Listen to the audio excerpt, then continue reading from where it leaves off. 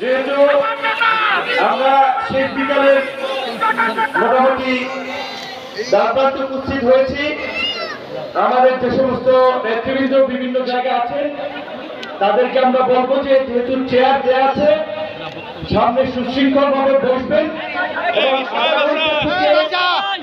40 মিনিটের মধ্যে আমরা এই প্রোগ্রামটি শেষ করতে চাই। আপনারা যারা দূর দূরান্ত থেকে কষ্ট করে এসেছেন সবাই সহযোগিতা করবেন, তাড়াতাড়ি কিছু নাই।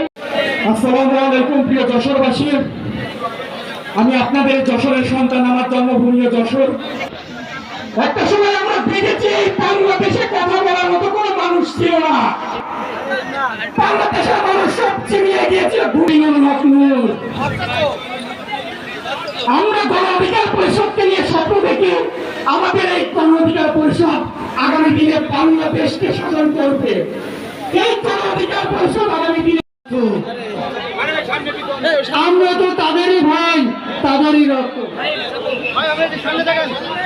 কথা বলছেন যশোর জেলা গণ অধিকার পরিষদের জয়েন্ট সেক্রেটারি জাকির হোসেন ভাই। বিসমিল্লাহির রহমানির রহিম।